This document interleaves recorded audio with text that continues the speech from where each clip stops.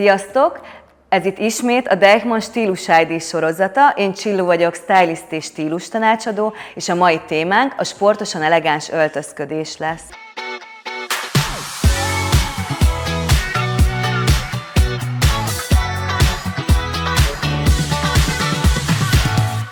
Sokunknak a sportos öltözködés hallatán talán elsőre a sneaker, farmer, póló kombináció jut eszükbe, azonban erre most szeretnék rácáfolni. Olyan ruhákat hoztam, mivel egyszerű javaslatokat adok arra nektek, hogyan tudjátok feldobni a ruhatáratokat, anélkül, hogy extra költségekbe vernétek magatokat, és így ki tudjátok maximalizálni a ruhatáratokat. Az első kategória az öltönyös szettek. Ennél a kategóriánál igazából az a legfontosabb talán, hogy egyszerű maradj és letisztult.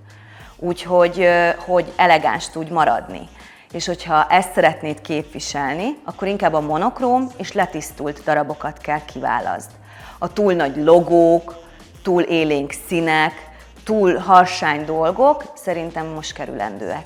A chunky sneakerekhez, mint például ezek, azt javaslom, hogy vagy egy szűkre szabott cigarettanadrágot magasabb, bokavillantós verzióban egy szűkre szabott blézerrel viseld, vagy ha ebből egy kicsit lazítanál és túl szorosnak érzed magadon, akkor egy bővebb nadrággal és egy oversize-abb zakóval lazíthatod az összhatást. Ezekben a szettekben az lesz a legjobb, hogy egyszerre kommunikálsz jól benne egy üzleti meetingben, és tudod magadat komolyan venni, és egyaránt tudsz a délutáni barátnőzős programokon csajoskodni, vagy a gyerkőc szülőértekezletére sietni. Ha melegebbre fordul az idő, akkor pedig a hosszú nadrágot lecserélheted egy bermudára vagy shortra, a zakót vagy a blézert pedig egy mellényre, amit akár egy pólóval vagy garbóval is tudsz kombinálni. Ha ez eddig megvan, de a mellény és a zakót már unod, és szeretnél egy kicsit fejleszteni, akkor pedig a felső részben vigyél be valami kis extrát, de legyél ugyanúgy letisztult, tehát monokróm legyen az összhatás.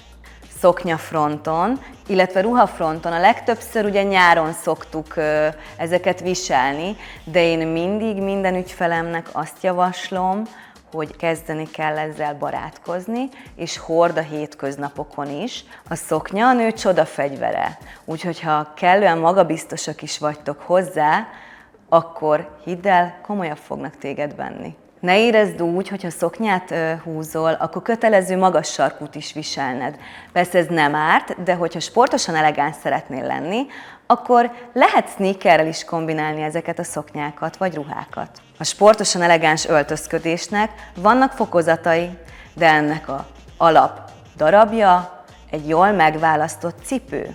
Szóval, ha első nekifutásra a nadrágos szettekből kilépnél és választanál szoknyát, akkor mindenképp egy letisztult sneakert javaslok hozzá, utána pedig már lehet extrázni, de ez attól függ, hogy mennyire szeretnéd sportosabban alakítani a szettjeidet, ez lehet akár színes mintás darab, vagy egy platformos is. Megbeszéltük már az öltönyös mellényes szetteket és a ruhás szoknyás szetteket, de van egy harmadik opció, amit igazából sokan már túl sportosnak tartanak. Ezek a teljesen sportos szettek, viszont mindig van itt is egy kulcsdarab, ami például egy zakó. Hogyha tényleg eleged van hétköznap már a szoknyásabb, nadrágosabb szettekből, és kényelmes szeretnél lenni, és a leggingset szereted, akkor leszaladhatsz nyugodtan a boltba például egy olyan leggingses összeállításban, amiben például a zakóhoz akár egy crop topot, vagy egy hoodie-t kombinálsz.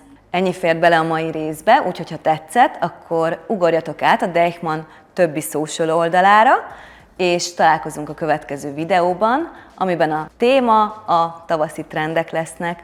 Sziasztok!